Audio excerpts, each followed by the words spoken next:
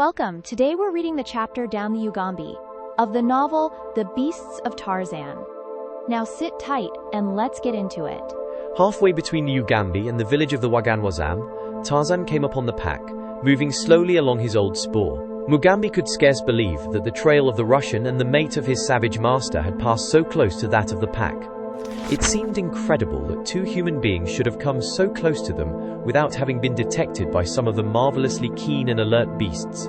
But Tarzan pointed out the spoor of the two he trailed, and at certain points the black could see that the man and the woman must have been in hiding as the pack passed them, watching every move of the ferocious creatures. It had been apparent to Tarzan from the first that Jane and Rokov were not traveling together.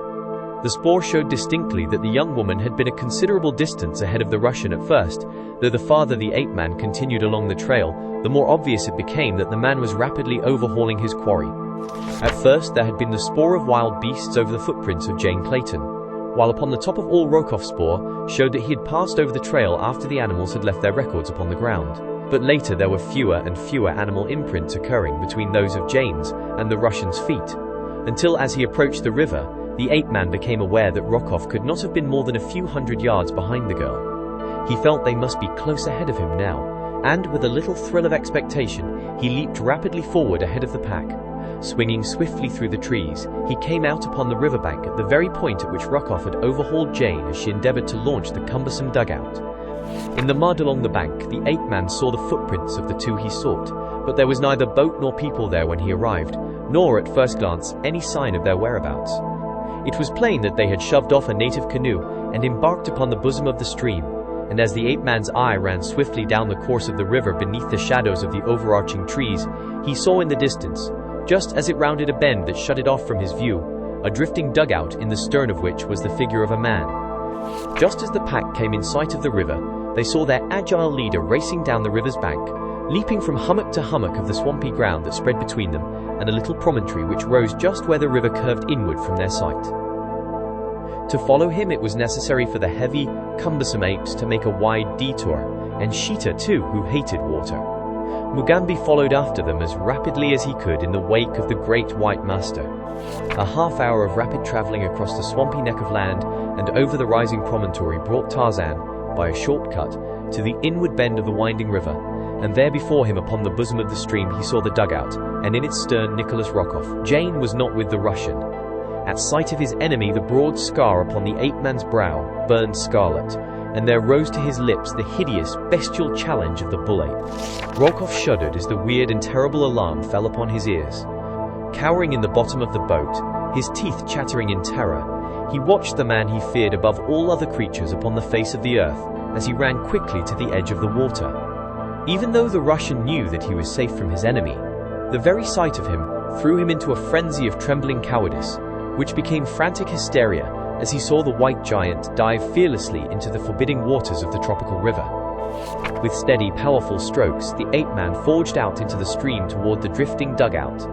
Now Rokov seized one of the paddles lying in the bottom of the craft, and, with terror-wide eyes still glued upon the living death that pursued him, struck out madly in an effort to augment the speed of the unwieldy canoe, and from the opposite bank a sinister ripple, unseen by either man, moved steadily toward the half-naked swimmer.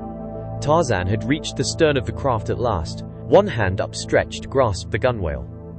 Rokov sat frozen with fear, unable to move a hand or foot, his eyes riveted upon the face of his nemesis. Then a sudden commotion in the water behind the swimmer caught his attention. He saw the ripple, and he knew what caused it. At the same instant, Tarzan felt mighty jaws close upon his right leg.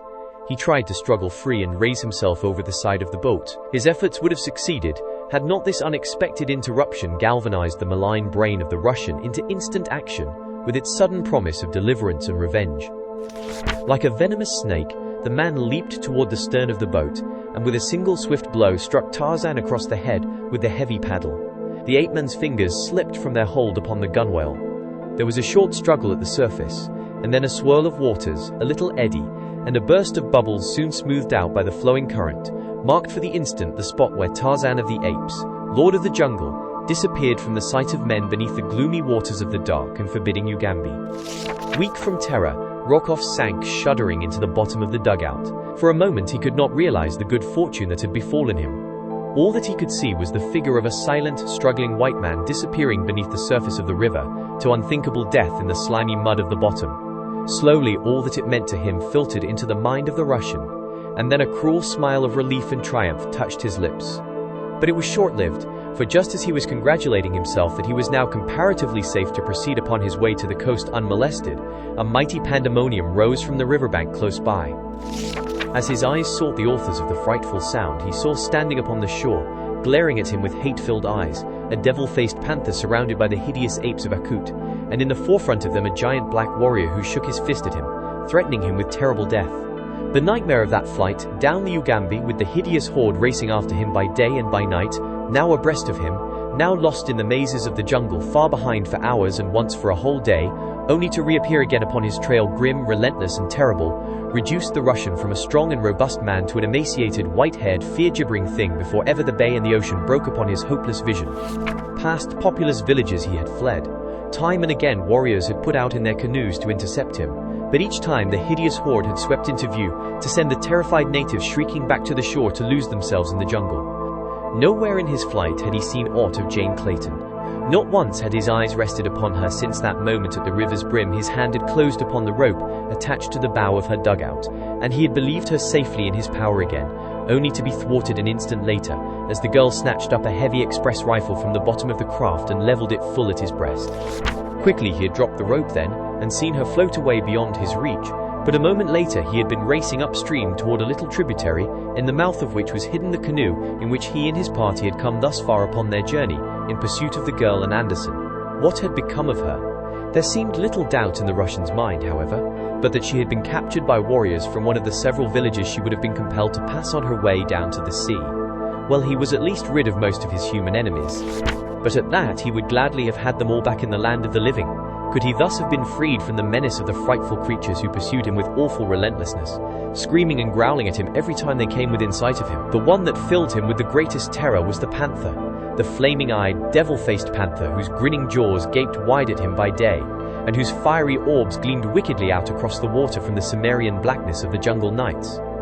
The sight of the mouth of the Ugambi filled Rokoff with renewed hope, for there, upon the yellow waters of the bay, floated the Kincaid at anchor. He had sent the little steamer away to coal while he had gone up the river, leaving Pulvich in charge of her, and he could have cried aloud in his relief as he saw that she had returned in time to save him. Frantically he alternately paddled furiously toward her, and rose to his feet, waving his paddle, and crying aloud in an attempt to attract the attention of those on board. But loud as he screamed, his cries awakened no answering challenge from the deck of the silent craft. Upon the shore behind him, a hurried backward glance revealed the presence of the snarling pack. Even now, he thought, these man-like devils might yet find a way to reach him, even upon the deck of the steamer, unless there were those there to repel them with firearms. What could have happened to those he had left upon the Kincaid? Where was Pulvich? Could it be that the vessel was deserted, and that after all he was doomed to be overtaken by the terrible fate that he had been flying from through all these hideous days and nights? He shivered as might one upon whose brow death has already laid his clammy finger.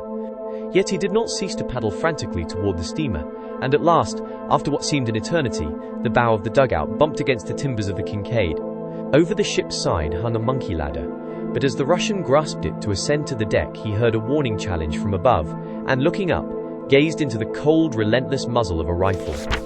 After Jane Clayton, with rifle leveled at the breast of Rokoff, had succeeded in holding him off until the dugout in which he had taken refuge had drifted out upon the bosom of the Ugambi beyond the man's reach, she had lost no time in paddling to the swiftest sweep of the channel, nor did she for long days and weary nights cease to hold her craft to the most rapidly moving part of the river, except when during the hottest hours of the day she had been wont to drift as the current would take her, lying prone in the bottom of the canoe, her face sheltered from the sun with a great palm leaf. Thus only did she gain rest upon the voyage. At other times she continually sought to augment the movement of the craft by wielding the heavy paddles. Rokoff, on the other hand, had used little or no intelligence in his flight along the Ugambi, so that more often than not his craft had drifted in the slow-going eddies, for he habitually hugged the bank farthest from that along which the hideous horde pursued and menaced him. Thus it was that, though he had put out upon the river but a short time subsequent to the girl, yet she had reached the bay fully 2 hours ahead of him. When she had first seen the anchored ship upon the quiet water, Jane Clayton's heart had beat fast with hope and thanksgiving, but as she drew closer to the craft and saw that it was the Kincaid, her pleasure gave place to the gravest misgivings. It was too late, however, to turn back, for the current that carried her toward the ship was much too strong for her muscles. She could not have forced the heavy dugout upstream against it, and all that was left her was to attempt either to make the shore without being seen by those upon the deck of the Kincaid, or to throw herself upon their mercy. Otherwise, she must be swept out to sea. She knew that the shore held little hope of life for her, as she had no knowledge of the location of the friendly Mosula village to which Anderson had taken her through the darkness of the night of their escape from the Kincaid.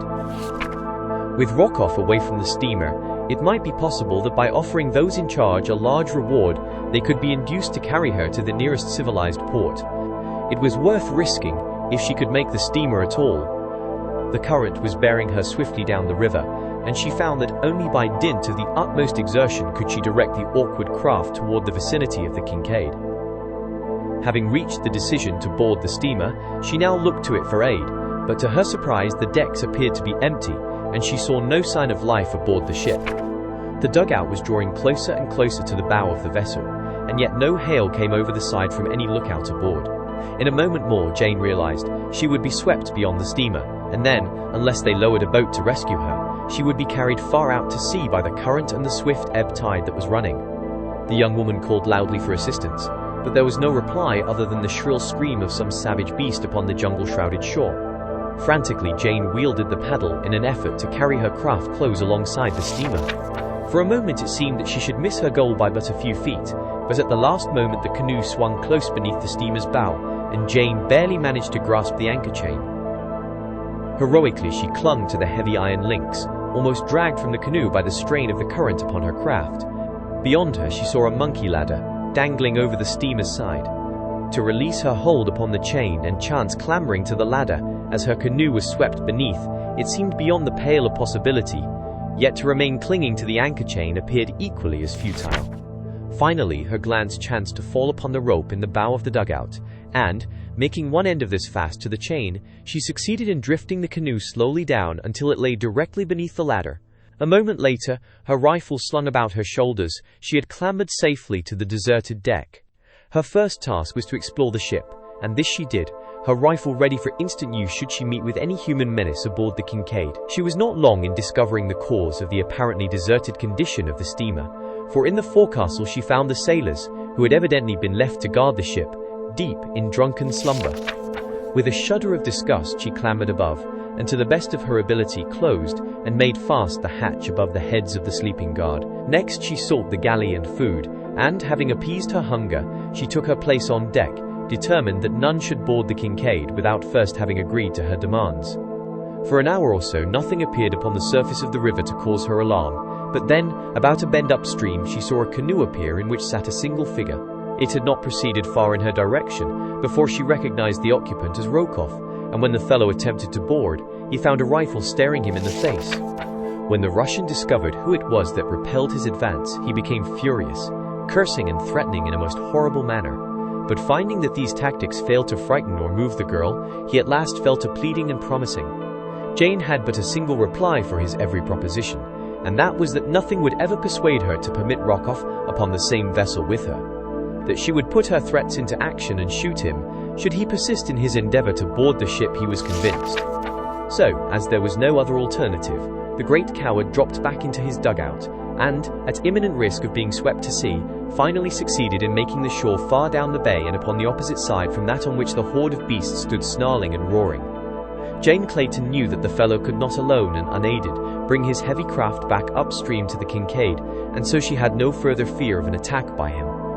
The hideous crew upon the shore she thought she recognized as the same that had passed her in the jungle far up the UGAMBI several days before, for it seemed quite beyond reason that there should be more than one such a strangely assorted pack. But what had brought them downstream to the mouth of the river she could not imagine.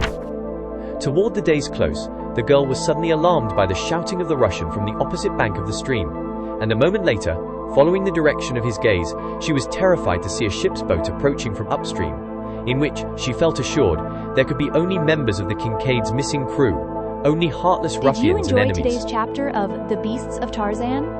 Why not subscribe and ring the bell?